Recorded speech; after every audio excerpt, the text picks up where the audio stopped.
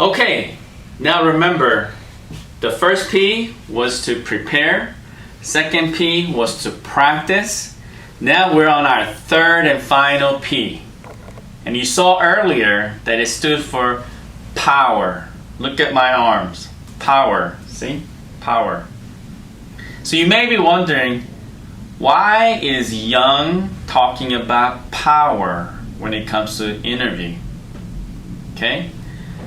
I am talking about power because power is so important in how you come across. And for Korean American culture or Korean culture, this is actually very difficult to understand, right? Because in the Korean culture, it's really about being humble, humility, and always looking up to people who are above you, and just staying within yourself. However, in an American westernized company, that does not work. And so this is really one of the most important things as I think about interview success, especially for Asian American of all sorts, and Korean especially.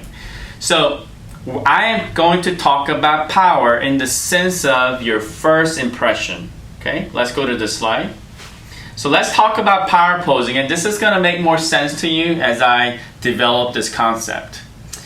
Did you know that there's been studies after studies have been done, and that the first impression, when someone meets you for the very first time, they make up their mind about you within the first 7 seconds. 7 seconds. Think about that.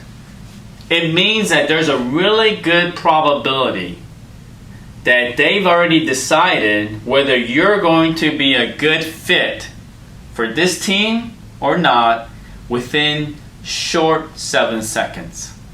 So, how do you take the most advantage of your first 7 seconds? And you may be wondering, as a young person, you may be thinking, this is unfair. How do I only have 7 seconds? I am so much more than a 7 seconds. Unfortunately, this is just a human behavior. And I will guarantee you do the same. Just think about your situation. When you meet someone new, within the first 7 seconds, you've decided whether this person is educated, where they're from, by the accent of their language. You'll make decisions about their wealth based on their clothing. So in your mind, it's automatic that within 7 seconds, you're starting to formulate how you feel about the person you just met. And in today's world, right, as we talk about current affairs, especially with the racial biases, this is really all that this is coming down to, is that we all as a human have biases. Especially think this is a term you may want to remember and maybe research. It's called the unconscious bias. It's the type of biases that you have even without you thinking about it. It's an automatic human reaction when you see someone, the way they're dressed, how tall or short, whether they're skinny or fat, just what kind of shoes are they wearing, are their clothes nice and iron, or they're wrinkly.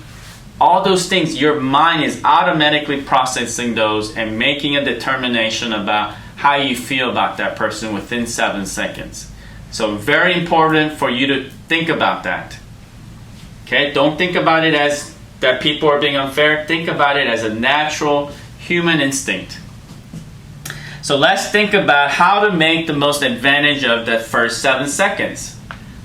You'll see it on the next bullet. Be on time. What does that mean? It means be on time.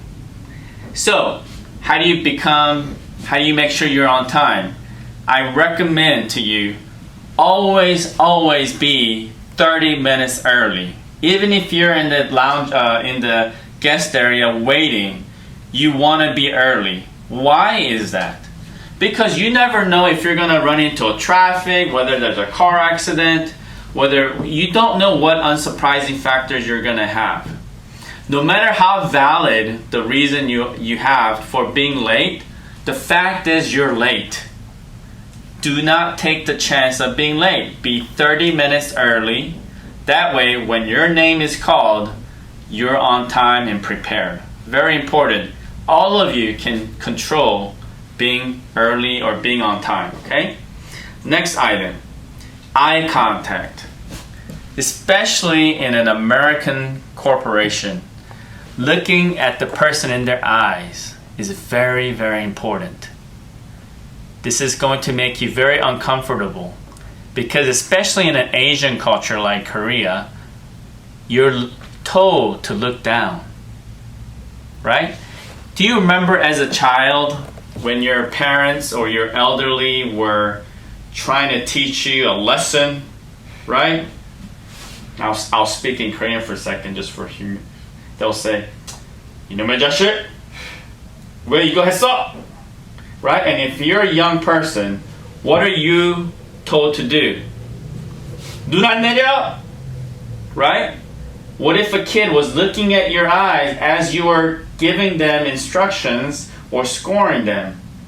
That is a sign of disrespect. So they say, raise your eyes. In an American culture, in a westernized culture, this is very different when you look at the parent and child relationship. When a westernized parent wants to teach a lesson to their child, first thing they'll say is, honey, look at me in the eyes so we can talk. I want to make sure you're listening. So I'm going to make sure your eyes are on me.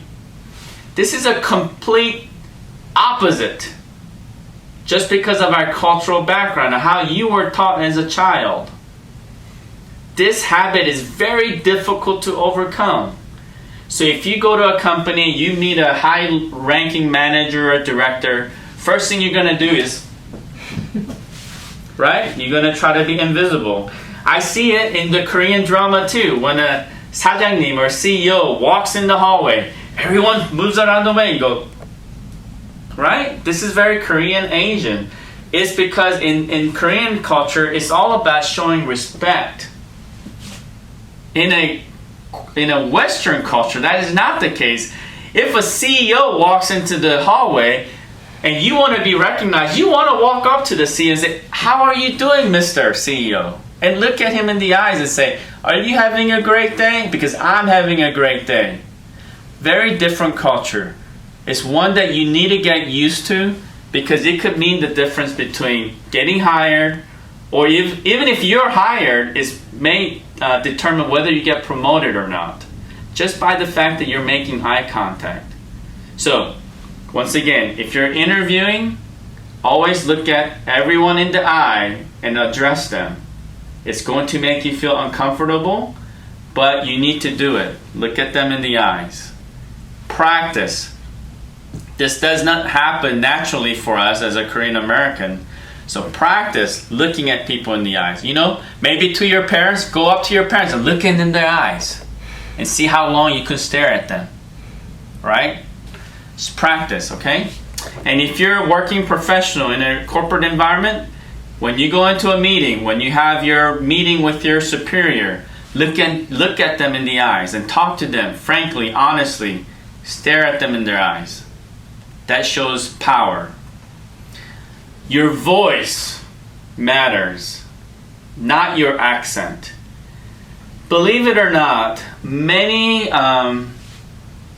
English-speaking Americans are very forgiving of foreign accent because this country is filled with foreigners who are very successful. Little bit of Korean accent is okay. Don't feel bad that you have Korean accent. Your Korean accent could be your strength, is what sets you apart. What is not forgivable is not your accent, but it could be talking like this. Hello, how are you doing today? If you talk in this kind of voice and they can't hear you, they're gonna assume you're shy. They're going to assume that you're not confident. So make sure the volume of your voice is at a healthy level so everyone can hear you. Whether you speak perfect English or a little bit of Korean English. It's okay. Next, how you dress up for interview obviously is important, right? Many of you don't have any problems with that. Many of you is going to wear a suit, tie. Is great. But here's what many Korean Americans miss. Okay, I'm gonna be brutally honest with you. Number one, you don't do your hair. Right? Many Koreans, many Asians, for some reason, do not apply any hair products. So their hair is always messy. And guess what? You know, in a K-pop world, you know, in a Korean drama, that style could be one that is perceived as handsome, right? 멋있어. But in a corporate environment, it's so important to look clean cut. Just like today, you know, I put a little bit of hairspray, right? Just to make sure my hair is neat. Because I don't want my hair to dominate the first impression. You're not there because you're trying to show people how handsome you are. You're there to show them your true content and character. So the fact that you're wearing a suit, the fact that you're trying to make sure your hair, everything around you is very neutral. Okay? It's not about trying to look good. It's about being neutral. What I mean by that is, you do not want someone to pick up on something you're wearing or your hair as a point of which they're going to judge you against. Another example. I know it's a stylish thing for men to have earring. And that's okay to do, right? I'm not trying to say earring is bad. But for an interview day, I would not wear an earring. Not because people are not accepting of an earring, but because you do not want the earring to be the dominating factor in their first impression. So think about all of those things, okay? You want to be neutral when it comes to your physical appearance. Here's another one for Korean American that's important. Your hygiene, okay? If you had too much kimchi, you gotta make sure you brush your teeth and make sure your breath doesn't smell. And that is the definition of hygiene. You'd be surprised how many times I walk in when I'm trying to interview someone and I can smell their breath. A huge turnoff. Okay? So think about that. It's such a small thing, but it makes a big difference when I'm talking with you and only thing I smell is garlic. Right? There's other ethnic backgrounds, other ethnic group who eats a lot of curry. Guess what? You don't want curry to be the dominating impression in your interview. Okay? It's not that anything wrong with eating kimchi or curry. It's just you don't want that to be the dominating impression when you really have a lot of content and experience to give. So think about hygiene. The lastly is I'm going to talk about your confidence. What kind of confidence level do you display? Okay? Do you look weak and shy because you have your shoulder hunched, your head is down, and you're walking gingerly, right? Or do you walk upright, you smile, right, with confidence? So this is especially true if for Asian Americans. A lot of Asian Americans appear shy and weak. Okay? So how do you become more confident? How do you display confidence? It's such an integral part of developing yourself for an interview and beyond. Even if you work for a company now, do you portray confidence or not? What kind of energy do you give off? Do you give off positive energy or negative energy? Okay? Are you authentic? Do you come across as an authentic person? Authentic, right? Genuine. Do you mean what you say? Or does it feel like you just practiced it? Or were told to say certain things and you're kind of making it up? Or do you... So that's so important to feel, to be confident with good energy, positivity, and being authentic. So I'm going to talk a little bit about confidence, but at this moment we're going to switch over to a video. And this video is talking about power posing. Amy Cuddy is a social scientist who is a professor at Harvard Business School. And she talks about confidence and how body position, body posture impacts how you come across as a confident or lack of confidence. But more importantly, she found out that your body position also impacts your levels of confidence and different levels of hormones that dictate your level of confidence, okay? So think about that. It's such an important concept, and Amy Cuddy does a great job explaining this through her research at Harvard, okay? So we'll switch over to the video. So I want to start by offering you a free, no-tech life hack. And all it requires of you is this, that you change your posture for 2 minutes. But before I give it away, I want to ask you to right now do a little audit of your body and what you're doing with your body. So how many of you are sort of making yourselves smaller? Maybe you're hunching, crossing your legs, maybe wrapping your ankles. Sometimes we hold on to our arms like this. Sometimes we spread out. I see you. So I want you to pay attention to what you're doing right now. We're going to come back to that in a few minutes, and I'm hoping that if you sort of learn to tweak this a little bit, it could significantly change the way your life unfolds. So we're really fascinated with body language, and we're particularly interested in other people's body language. You know, we're interested in, like, you know,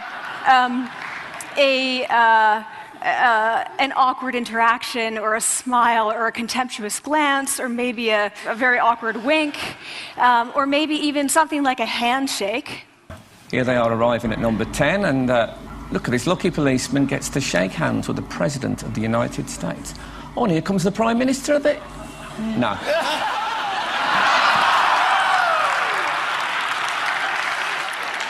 So a handshake or the lack of a handshake can have us talking for weeks and weeks and weeks, even the BBC and the New York Times. So obviously, when we think about nonverbal behavior or body language, but we call it nonverbals as social scientists, it's language. So we think about communication. When we think about communication, we think about interactions. So what is your body language communicating to me? What's mine communicating to you? And there's a lot of reason to believe that this is a valid way to look at this. So social scientists have spent a lot of time looking at the effects of our body language or other people's body language on judgments. And we make sweeping judgments and inferences from body language. And those judgments can predict really meaningful life outcomes like who we hire or promote, who we ask out on a date. For example, Nalini Ambady, a researcher at Tufts University, shows that when people watch 30-second soundless clips of real physician-patient interactions, their judgments of the physician's niceness predict whether or not that physician will be sued. So it doesn't have to do so much with whether or not that physician was incompetent, but do we like that person and how they interacted? Even more dramatic, Alex Todorov at Princeton has shown us that judgments of political candidates' faces in just 1 second predict 70% of US Senate and gubernatorial race outcomes. And even, let's go digital, emoticons used well in online negotiations can lead you to claim more value from that negotiation. If you use them poorly, bad idea, right? So when we think of nonverbals, we think of how we judge others, how they judge us, and what the outcomes are. We tend to forget, though, the other audience that's influenced by our nonverbals, and that's ourselves. We are also influenced by our nonverbals, our thoughts and our feelings and our physiology. So what nonverbals am I talking about? I'm a social psychologist, I study prejudice, and I teach at a competitive business school. So it was inevitable that I would become interested in power dynamics. I became especially interested in nonverbal expressions of power and dominance. And what are nonverbal expressions of power and dominance? Well, This is what they are. So in the animal kingdom, they are about expanding. So you make yourself big, you stretch out, you take up space, you're basically opening up. It's about opening up. And this is true across the animal kingdom. It's not just limited to primates, and humans do the same thing. So they do this both when they have power sort of chronically, and also when they're feeling powerful in the moment. And this one is especially interesting because it really shows us how universal and old these expressions of power are. This expression, which is known as pride, Jessica Tracy has studied, she shows that people who are born with sight and people who are congenitally blind do this when they win at a physical competition. So when they cross the finish line and they've won, it doesn't matter if they've never seen anyone do it, they do this. So the arms up in the V, the chin is slightly lifted. What do we do when we feel powerless? We do exactly the opposite. We close up, we wrap ourselves up, we make ourselves small. We don't want to bump into the person next to us. So again, both animals and humans do the same thing. And this is what happens when you put together high and low power. So what we tend to do when it comes to power is that we complement the other's nonverbals. So if someone's being really powerful with us, we tend to make ourselves smaller. We don't mirror them, we do the opposite of them. So I'm watching this behavior in the classroom, and what do I notice? I notice that MBA students really exhibit the full range of power nonverbals. So you have people who are like caricatures of alphas, like really coming into the room, they get right into the middle of the room before class even starts, like they really want to occupy space. When they sit down, they're sort of spread out, they raise their hands like this. You have other people who are virtually collapsing when they come in. As soon as they come in, you see it. You see it on their faces and their bodies, and they sit in their chair and they make themselves tiny, and they go like this when they raise their hand. I noticed a couple things about this. One, you're not going to be surprised, it seems to be related to gender. So women are much more likely to do this kind of thing than men. Women feel chronically less powerful than men, so this is not surprising. But the other thing I noticed is that it also seemed to be related to the extent to which the students were participating and how well they were participating. And this is really important in the MBA classroom because participation counts for half the grade. So business schools have been struggling with its gender grade gap. You get these equally qualified women and men coming in, and then you get these differences in grades, and it seems to be partly attributable to participation.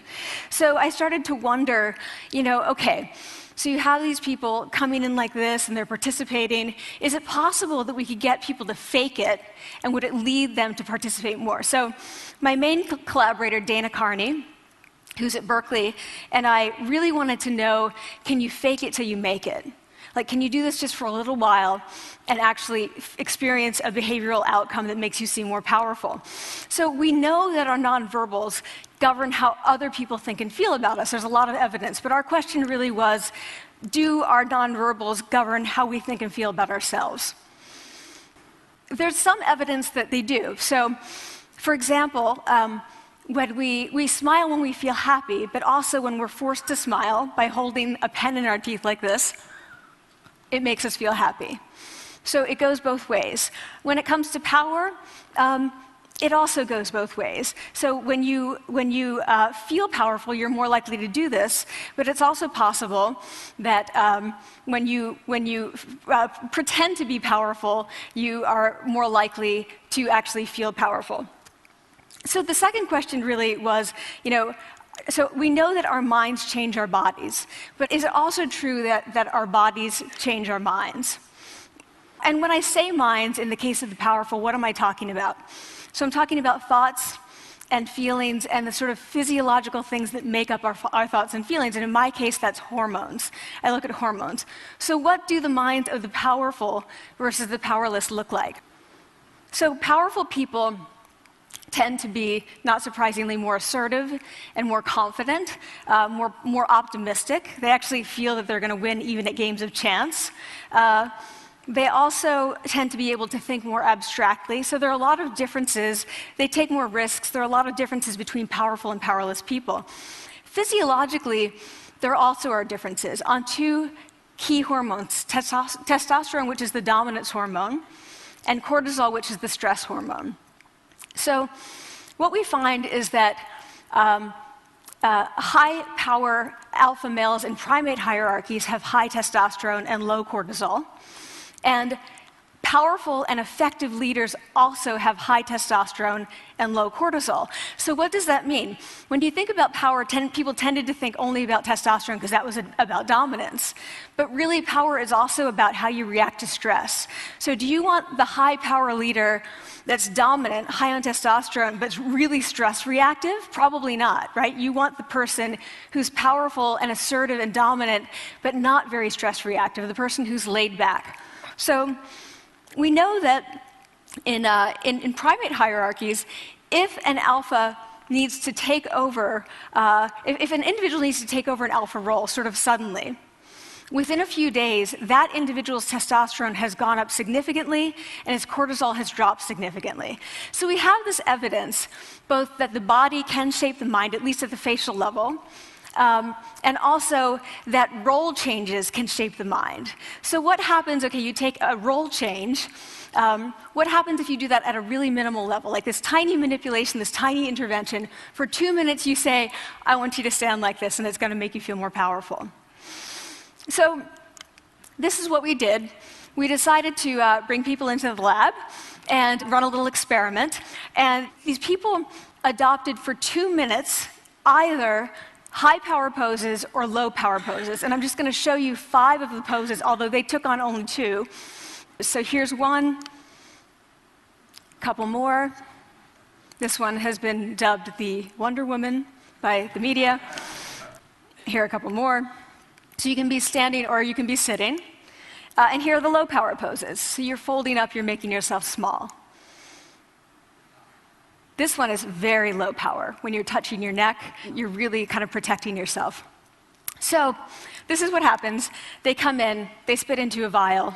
We, for 2 minutes, say, you need to do this or this. They don't look at pictures of the poses. We don't want to prime them with the concept of power. We want them to be feeling power, right? So 2 minutes they do this. We then ask them, how powerful do you feel on a series of items? And then we give them an opportunity to gamble. And then we take another saliva sample. That's it. That's the whole experiment. So this is what we find. Risk tolerance, which is the gambling. What we find is that when you're in the high power pose condition, 86% of you will gamble. When you're in the low power pose condition, only 60%. And that's a pretty whopping significant difference. Here's what we find on testosterone. From their baseline when they come in, high power people experience about a 20% increase. And low-power people experience about a 10% decrease. So again, 2 minutes and you get these changes. Here's what you get on cortisol. High-power people experience about a 25% decrease, and the low-power people experience about a 15% increase. So 2 minutes lead to these hormonal changes that configure your brain to basically be either assertive, confident, and comfortable, or really stress reactive, and feeling sort of shut down. And we've all had that feeling, right? So it seems that our nonverbals do govern how we think and feel about ourselves. So it's not just others, but it's also ourselves. Also, our bodies change our minds. But the next question, of course, is, can power posing for a few minutes really change your life in meaningful ways? So this is in the lab, it's this little task, it's just a couple of minutes. Where can you actually apply this, which we cared about, of course. And so we think it's really what matters, where you want to use this is evaluative situations, like social threat situations. Where are you being evaluated? Either by your friends, like for teenagers, it's at the lunchroom table. It could be, for some people, it's speaking at a school board meeting. It might be giving a pitch, or giving a talk like this, or doing a job interview. We decided that the one that most people could relate to, because most people had been through, was the job interview. So we published these findings, and the media are all over it, and they say, okay, so this is what you do when you go in for the job interview, right? So we were, of course, horrified, and said, oh my God, no, that's not what we meant at all, for numerous reasons. No, don't do that. Again, this is not about you talking to other people, it's you talking to yourself. What do you do before you go into a job interview? You do this. Right? You're sitting down, you're looking at your iPhone or your Android, not trying to leave anyone out. You're looking at your notes, you're hunching up, making yourself small, when really what you should be doing maybe is this, like in the bathroom, right? Do that, find 2 minutes. So that's what we want to test, okay? So we bring people into a lab, and they do either high or low power poses again. They go through a very stressful job interview. It's 5 minutes long. They are being recorded, they're being judged also, and the judges are trained to give no nonverbal feedback. So they look like this. Like, imagine this is the person interviewing you. So for 5 minutes, nothing. And this is worse than being heckled. People hate this. It's what Marianne LaFrance calls standing in social quicksand. So this really spikes your cortisol. So this is the job interview we put them through because we really wanted to see what happened. We then have these coders look at these tapes, 4 of them. They're blind to the hypothesis, they're blind to the conditions. They have no idea who's been posing in what pose. And they end up looking at these sets of tapes and they say, oh, we want to hire these people, all the high power posers. We don't want to hire these people. We also evaluate these people much more positively overall. But what's driving it? It's not about the content of the speech. It's about the presence that they're bringing to the speech. We also, because we rate them on all these variables related to sort of competence, like how well structured is the speech? How good is it? What are their qualifications? No effect on those things. This is what's affected, these kinds of things. People are bringing their true selves, basically. They're bringing themselves. They bring their ideas, but as themselves, with no residue over them. So this is what's driving the effect or mediating the effect. So when I tell people about this, that our bodies change our minds and our minds can change our behavior and our behavior can change our outcomes, they say to me, it feels fake, right? So I said fake it till you make it. Like, it's not me. Like, I don't want to get there and then still feel like a fraud. I don't want to feel like an imposter. I don't want to get there only to feel like I'm not supposed to be here. And that really resonated with me because I want to tell you a little story about being an imposter and feeling like I'm not supposed to be here. When I was 19, I was in a really bad car accident. I was thrown out of a car, rolled several times. I was thrown from the car, and I woke up in a head injury rehab ward. And I had been withdrawn from college, and I learned that my IQ had dropped by 2 standard deviations, which was very traumatic. I knew my IQ because I had identified with being smart, and I had been called gifted as a child. So I'm taken out of college. I keep trying to go back. They say, you're not going to finish college. Like, just, there are other things for you to do, but that's not going to work out for you. So I really struggled with this, and I have to say, having your identity taken from you, your core identity, and for me it was being smart, having that taken from you, there's nothing that leaves you feeling more powerless than that. So I felt entirely powerless. I worked and worked and worked, and I got lucky and worked and got lucky and worked. Eventually I graduated from college. It took me 4 years longer than my peers, and I convinced someone, my angel advisor, Susan Fisk, to take me on, and so I ended up at Princeton, and I was like, I am not supposed to be here. I am an imposter. And the night before my first year talk, and the first year talk at Princeton is a 20-minute talk to 20 people. That's it. I was so afraid of being found out the next day that I called her and said, I'm quitting. She was like, you are not quitting, because I took a gamble on you and you're staying. You're going to stay, and this is what you're going to do. You're going to fake it. You're going to do every talk that you ever get asked to do. You're just going to do it and do it and do it, even if you're terrified and just paralyzed and having an out-of-body experience until you have this moment where you say, oh my gosh, I'm doing it. Like, I have become this. I am actually doing this. So that's what I did. 5 years in grad school. A few years, I'm at Northwestern. I moved to Harvard. I'm at Harvard. I'm not really thinking about it anymore, but for a long time I had been thinking, not supposed to be here, not supposed to be here. So at the end of my first year at Harvard, a student who had not talked in class the entire semester, who I had said, look, you got to participate or else you're going to fail, came into my office. I really didn't know her at all. And she came in totally defeated, and she said, I'm not supposed to be here.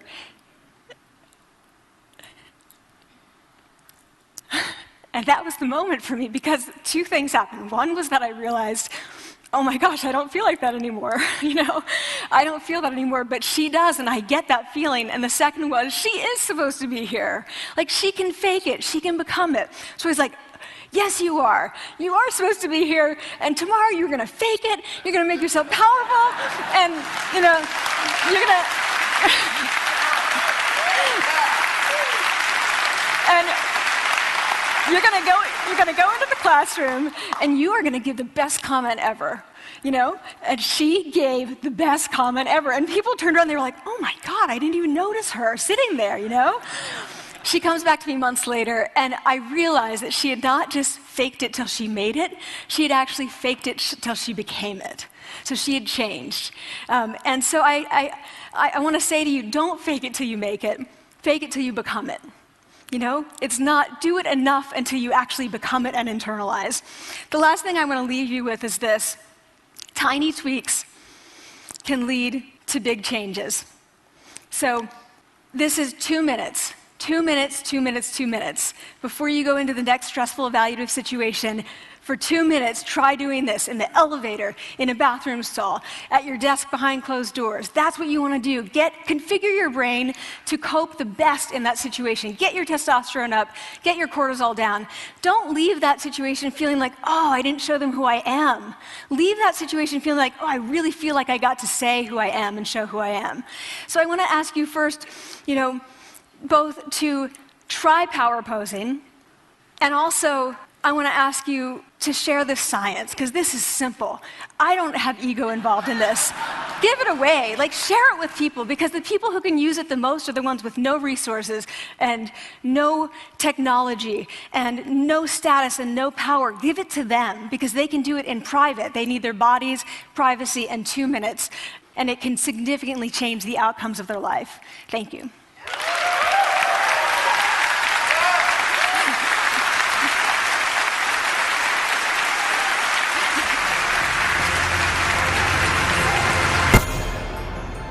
I hope you enjoyed that video by Amy Cuddy. There are more videos out there where she talks about this. I highly encourage you to continue to watch and read about the work that Amy Cuddy has done. So what should be really obvious to you now is that even if you're not confident, sometimes you can fake it to make it, till you make it, right? So before an interview, rather than sitting closed up like this, I want you to practice spreading out your arms and practicing that power pose. Or maybe some of you will do Superman or Superwoman pose, because research has shown your body position increases certain levels of hormone that give you confidence. So just practicing that is going to affect how you perform in an interview. So very important. So as you're watching this video right now, and you're probably looking like this on your laptop, I want you to sit back, put your arms wide out like this, and tell yourself, this is how I'm going to practice confidence, okay? Alright, so I'm going to recap 3 P's to interview success. As we talked about, you need to prepare. Number 2, you need to practice. Remember, repetition makes perfection. Lastly, do not forget about power posing and whether or not you're going to come across confident, okay? Continue to study these 3 P's. So that is it for my seminar today. I want to thank you for all of you for spending this time with me. I hope there was something I said today that triggered you to think about your interview preparation a little bit differently. I want you to continue to research, read, practice, make it your own, because I want nothing but complete success for you. And remember, the success of your future really relies on you wanting to improve and continually to learn and fine-tune your skills. Now, since I am representing KAPN, Korean American Professional Network, some of you may have questions about KAPN or questions about the content I taught today. I want to encourage all of you to go to www.kapn.org to get more information about our organization, and reach out to us if you have any questions about this or any other topics relevant for professionals. So thank you so much again. I hope all the success to you. Good luck. Bye-bye.